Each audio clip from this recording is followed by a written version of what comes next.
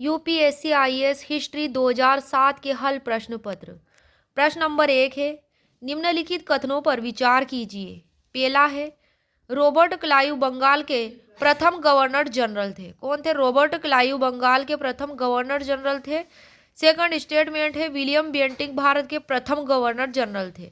तो इसमें कौन सा स्टेटमेंट सही हो जाएगा? ऑप्शन 2, विलियम बेंटिंक भारत के प्रथम गवर्नर जनरल थे। व्याख्या, 1773 ईस्वी के रेगुलेटिंग एक्ट के तहत ब्रिटिश संसद के द्वारा बंगाल में पहली बार कॉलेजिएट सरकार की स्थापना की गई थी, जिसमें फोर्ट विलियम के गवर्नर जनरल अध्यक्ष तथा 4 सदस्यों का प्रावधान किया गया था। इस एक्ट के तहत बंगाल के प्रथम गवर्नर जनरल के रूप में वारेन हेस्टिंग्स की नियुक्ति की गई थी। इन्हें 1774 ईस्वी में बंगाल का प्रथम जनरल नियुक्त किया गया था। 1833 ईस्वी के चार्टर एक्ट के तहत बंगाल के गवर्नर जनरल को भारत का गवर्नर जनरल बना दिया गया था। इसका उद्देश्य था भारतीय प्रशासन को पूर्णतः केंद्रीय करने का प्रयास था। लॉर्ड विलियम बेंटिंक को भारत का प्रथम गवर्नर जनरल बनाया गया था। तो यहाँ पर रॉबर्ट क्लाइव बंगाल के प्रथम गवर्नर जनरल थे। ये ऑप्शन रॉन्ग हो जाएगा, क्योंकि इस स्थान पर होगा Warren Hastings. Warren Hastings Bengal के प्रथम गवर्नर जनरल थे। प्रश्न नंबर 2 है, निम्नलिखित किलों में से ब्रिटिश ने किसका सबसे पहले निर्माण किया था? सेंट जॉर्ज फोर्ट का। ऑप्शन में देखते हैं। ऑप्शन ए, फोर्ट विलियम का। बी में है फोर्ट सेंट जॉर्ज का। सी में है फोर्ट सेंट डेविड। और डी में है फोर्ट सेंट एंजेलो। तो इसमें कौन सा ऑप्शन सही होगा? Fort Saint George. ये क्या था? ब्रिटिश ईस्ट इंडिया कंपनी द्वारा निर्मित किया गया था इसको सबसे पहले, फोर्ट सेंट जॉर्ज नामक किले को। इसके बारे में देख लेते हैं। सेंट जॉर्ज फोर्ट के बारे में, यह 1644 ईस्वी में स्थापित हुआ था। यह चेन्नई मद्रास में स्थित है और इसका निर्माता था ब्रिटिश ईस्ट इंडिया कंपनी के फ्रांसिस डे ने इसको बनाया था। फोर्ट सेंट डेविड, ये पूर्व में यह दुर्ग मराठा संपत्ति थी, जिसे मराठों ने 1690 में ईस्ट इंडिया कंपनी को बेच दिया था। किसको? फोर्ट सेंट डेविड को। फोर्ट सेंट एंजिलो, इसका निर्माण केरल में पुर्तगालियों द्वारा किया गया था। इससे पहले वायसराय फ्रांसिस्को डी अल्मीडा द्वारा 1505 ईस्वी में किया गया था। फोर्ट विलियम का निर्माण चार्ल्स एयर के निर्देशन में 1700 ईस्वी में किया गया था। प्रश्न नंबर 3 है, पुस्तक the story of the integration of the Indian states किसने लिखी थी? वीपी मेनन ने लिखी थी, 1956 में लिखी थी। प्रकाशन लंदन स्थित लोकमेन प्रकाशन द्वारा हुआ था। प्रश्न नंबर 4, किसकी पदावधि में महिलाओं तथा बच्चों की कार्यावधि के घंटों को सीमित करने तथा स्थानीय शासन आवश्यक नियम बनाने के लिए प्राधिकृत करने के लिए प्रथम फैक्ट्री अधिनियम का अधिग्रहण किया गया था? लॉर्ड रिपन के शासनकाल में।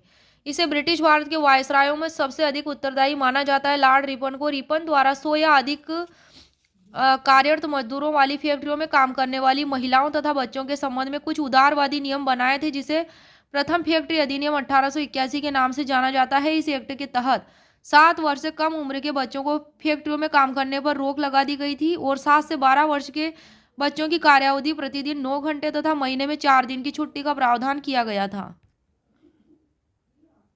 लॉर्ड मेयो के समय में सृजित स्थानीय शासन को वास्तविक स्थानीय शासन बनाने के लिए लॉर्ड रिपन ने आवश्यक नियम प्रदान किए। इस कार्य के कारण लॉर्ड रिपन को आधुनिक भारत में स्थानीय शासन का जनक माना जाता है। आधुनिक भारत में स्थानीय शासन का जनक किसे माना जाता है? लॉर्ड रिपन को। प्रश्न नंबर 5, निम्नलिखित में से किसने सोम प्रकाश नामक समाचार पत्र लिखा था? ईश्वर चंद विद्यासागर ने। किसने लिखा था? ईश्वर चंद विद्यासागर ने। ये ऑप्शन करेक्ट होगा। व्याख्या है, सोम प्रकाश 1858 में इसका प्रकाशन किया गया था। बांग्ला साप्ताहिक समाचार पत्रिका थी। दयानंद सरस्वती ने सत्यार्थ प्रकाश लिखा था। वेद भाष्य भूमिका लिखी थी। संस्कृत हिंदी का इसमें मिश्रण है भाषा का, और वेद भाष्य संस्कृत भाषा में लिखी थी राजा राम मोहन राय ने। 1804 में फारसी भाषा में तुल्फ तुवल मुवाहिद्दीन नामक पत्रिका प्रकाशित की थी। 1819 में संवाद कौमुदी का शुभारंभ बंगाली भाषा में प्रथम साप्ताहिक पत्रिका निकाली थी। 1822 में फारसी भाषा में मिरातुल अखबार पब्लिश किया था। किसने? राजा राम मोहन राय ने। 1820 में प्रिसेप्ट्स ऑफ जीसस पुस्तक का प्रकाशन भी किया था। सुरेंद्र नाथ बनर्जी ने बंगाली पत्रिका का संपादन किया था। प्रश्न नंबर 6 है प्रसिद्ध विजय विठल मंदिर जिसके 56 तक्षित स्तंभ संगीतमय स्वर निकालते कहाँ स्थित है? हम्पी में स्थित है। और यहाँ स्थित मंदिर के निर्माता तुलु वंश के महाप्रतापी राजा कृष्णदेव राय द्वारा निर्मित किया गया था प्रसिद्ध विजय विठल मंदिर को। प्रश्न नंबर 7 है ब्रिटिश द्वारा कुशासन का बहाना लेकर निम्नलिखित प्रांतों में से किस एक का शासक हटा दिया गया था? वो था अवध का शासक।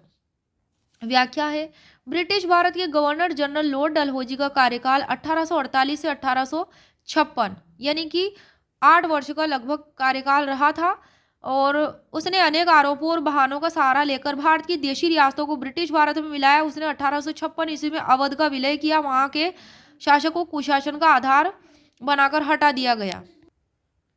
वहीं उसने व्यवगत का सिद्धांत डॉक्ट्रिन ऑफ लेफ्ट के आधार पर कई राज्यों को ब्रिटिश भारत में मिलाया। सतारा को 1848 ईस्वी में विलय किया गया। इस सिद्धांत के द्वारा विलय किया गया कि यह प्रथम देशी राज्य था। डलहौजी ने इसे आश्रित राज्य घोषित करके इसका विलय किया था। तो प्रथम देशी राज्य था जिसका विलय किया गया था सतारा।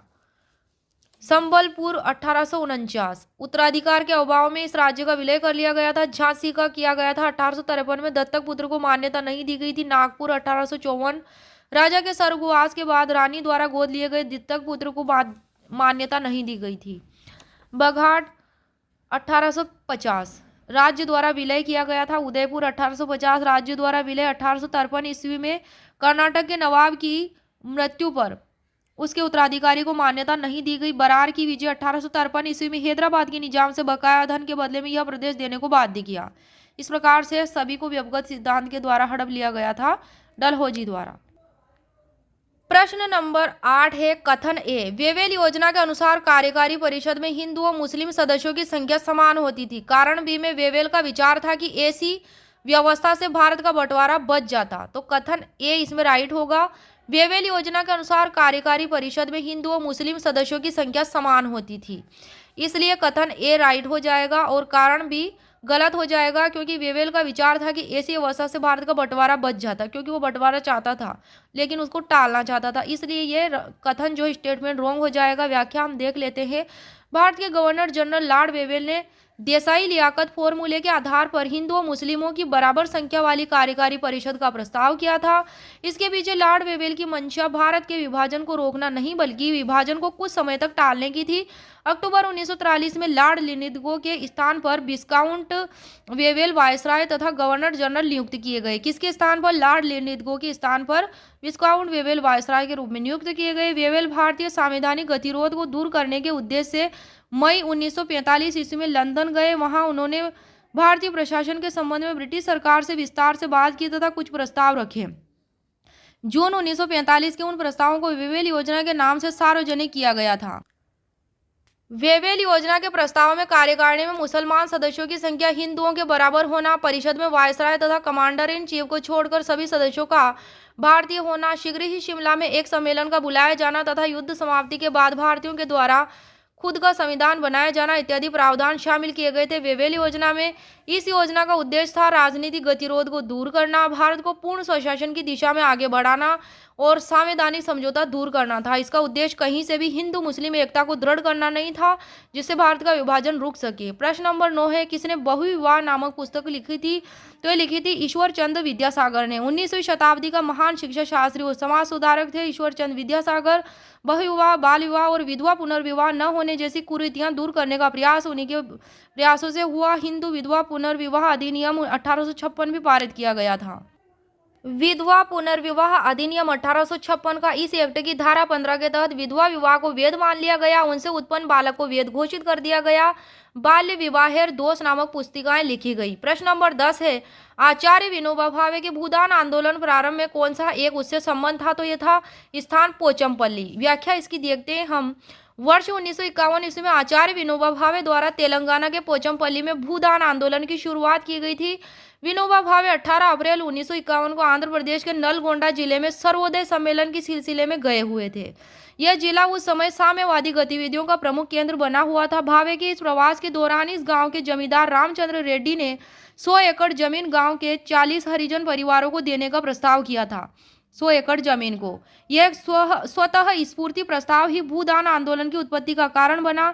भावे ने अक्टूबर 1951 से 1957 तक पूरे भारतवर्ष में 50 मिलियन एकड़ भूमि भूमिहीनों के लिए प्राप्त करने के उद्देश्य से भूदान आंदोलन का नेतृत्व पूरे भारतवर्ष में किया था।